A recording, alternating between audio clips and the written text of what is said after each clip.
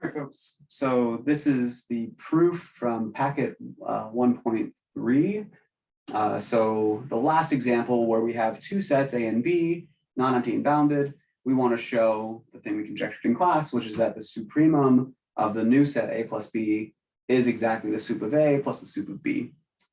So as a reminder, right, the set A plus B is the set of all A plus B's, where little a is from the set A, little b is from the set B. So I just take all the elements from A, all elements from B, and add them together to get a bunch of new elements in this new set called A plus B. So we already sketched out a strategy in class of how to prove this. So I'm going to go through all the steps here in detail. You can also find a write-up of the solution if you prefer reading through a solution on Canvas. So proof.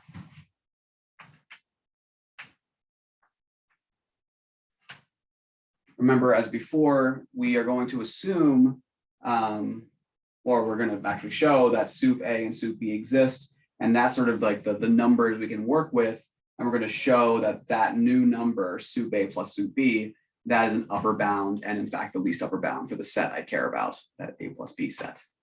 Okay, so proof. By axiom of completeness, since A and B are non-empty and bounded,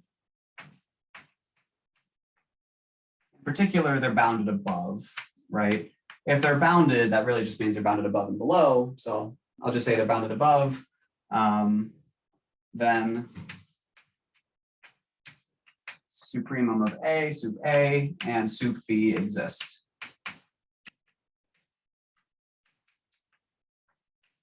This guarantees I can now use these as numbers.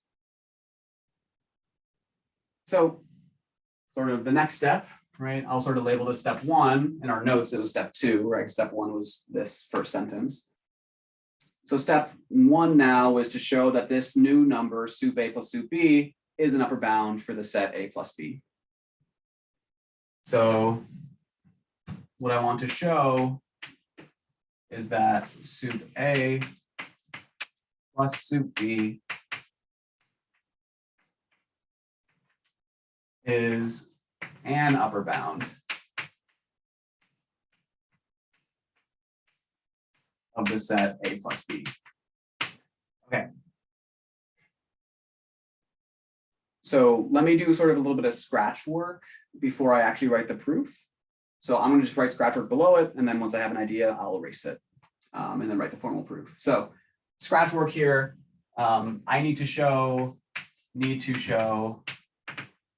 that for all A plus B from that set A plus B, I have little a plus little b, like any element from that set must be less than or equal to my proposed upper bound. Well, okay, if I look at this, I can sort of see some symmetry that if I sort of split it up into two pieces, I see that this would happen if I know A is less than sup A, B is less than sup B, right? If I sort of split this up like this, then these two things together would imply the inequality I actually care about, the thing I want to prove. And so how would I know this? Why is little a less than sup A? Well, this is because sup A is an upper bound for the set A, therefore sup A is bigger than every element, little a, right, from capital A. Same thing for B, right? Sup B is an upper bound of B, therefore I will know that sup B is bigger than every little b. Okay, so this is a good little sketch. I think I can turn this into a formal proof.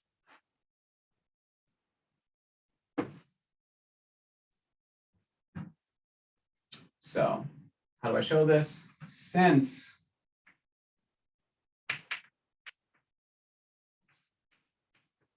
sup of A is an upper bound of A,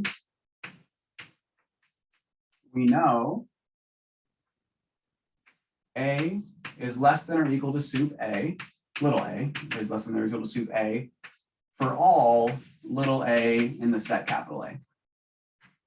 Definition of supremum, in particular, upper bounds. All right. Similarly, so to sort of save some space, I'll just say, well, by the similar logic, we know, because sup b is an upper bound of b, little b is less than sup of b, again, for all b in the set capital B. Thus, adding these inequalities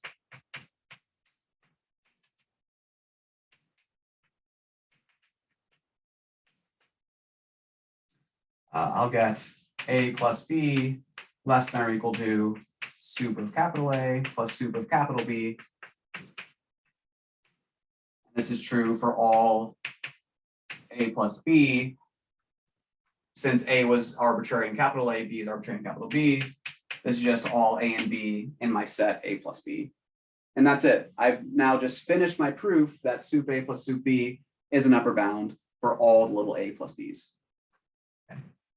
So, therefore, sup of A plus sup of B is an upper bound of capital A plus B. Okay. Good.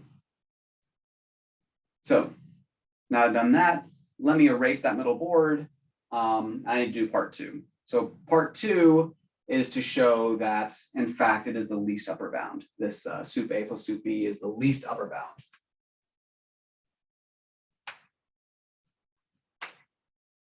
Okay, so I'll leave this and say, well, that's been done. Last thing, to show it's truly the supremum, let's show sup A plus sup B is the LUB, the least upper bound, again, of set capital A plus B. Okay.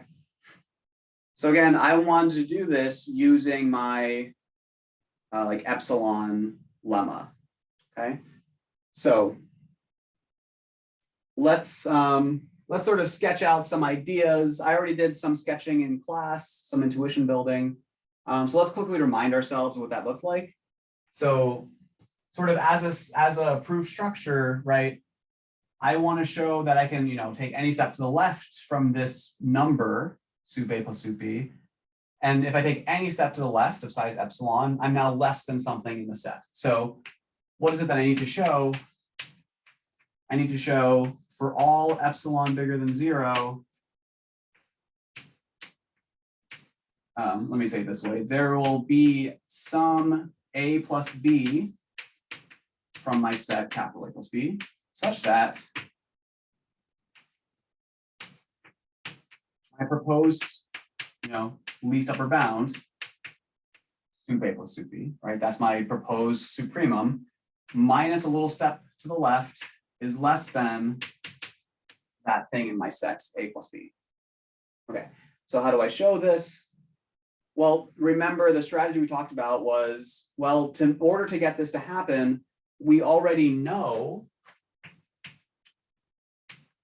and can use for free that sup A minus any epsilon is less than A for some A, and sup B minus epsilon is less than B for some B. Okay. And again, I can do this for any epsilon bigger than 0. So strategically, right, I'm going to start my proof by saying, okay, fix some epsilon. And I need to get to like this starred equation. But once I've fixed that epsilon, I can now manipulate it if I need to, make it square, or like we talked about in class, maybe do like epsilon over 2 or epsilon over 10 or something else. And then this will be true for whatever manipulation I want, right? This will be true for whatever manipulation I want, because I already know that this is true for all epsilon, right? I don't need to prove it already or anymore, right? So like we talked about in class, if I were to just add these two equations or these two inequalities, I would end up with sup A plus sup B minus 2 epsilon is less than A plus B. And that doesn't work, right? Because I wouldn't end up exactly with the thing I'm hoping for. But if I were to do something like, well, epsilon over 2 and epsilon over 2, then this works out exactly. Notice you could be really clever here. You could do epsilon over 4, 3 epsilon over 4. You can do stuff like that if you want to be kind of silly, right? It doesn't matter, right? As long as, you know, this is still some positive number, it doesn't matter, right? You can pick whatever epsilon thing you want. Okay. So let's, this is the intuition. Okay. So again, we sort of worked our way back and forth. You notice, right? This is common in proof writing that we tried the first thing that came to our mind. It didn't quite work. So you kind of backtrack, try adjusting and seeing what works. Okay. So now I have a strategy. So let's try to formalize all this into a formal proof.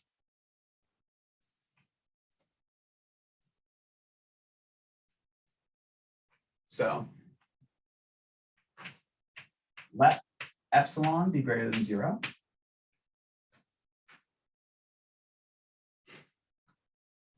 Then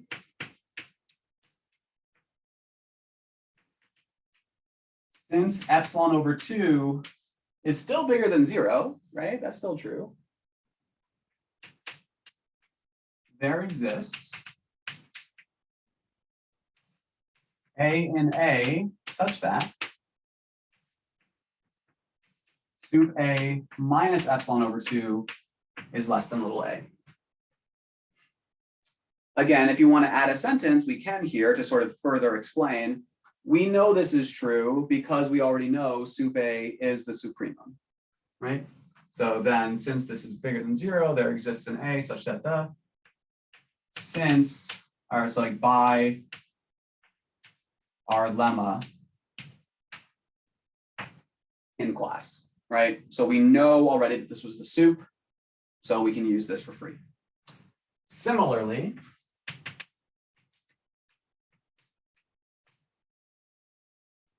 there exists a B in capital B such that now sup B minus epsilon over 2 is less than little b. Good. Thus, now, adding these inequalities,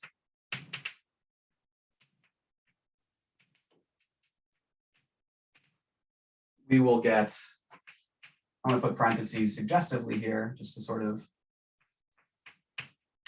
remember that this is the thing that we claim is the supremum of the set A plus B. But sup A plus sup B minus epsilon is less than little a plus b. And this is again for some little a and a, for some little b and b. That's it. I just need existence. So this is exactly what I was hoping to show. Thus, what we have done in conclusion is shown that this number sup A plus sup B is an upper bound and indeed the least upper bound. So our proof is done. We've shown sup A plus sup B is the supremum of the set capital A plus B. And we're done. Okay. So I hope, this strategy that I've shown you where, okay, we sort of have this big global strategy where we want to, first show it's an upper bound and the least upper bound, right? Use axiom completeness at the beginning. This is a general strategy that's very powerful. And then once we need to show the details, the nitty gritty details, oftentimes it makes sense to do a lot of scratch work to figure out, well, how do I get there? You sort of have to work backwards sometimes, go back and forth sometimes until we get exactly the thing we're hoping to prove, okay? So this is a multi-step proof, lots of little details in here, but what I would suggest is, well, review this, but also go back and review the question in the packet that's very similar, right? C plus A, that shifted set. If you look back at that, you should see a lot of very, very similar ideas coming out, okay? So start looking for those patterns. If you have questions about this or the other problem, please come talk to me. But I hope this was helpful.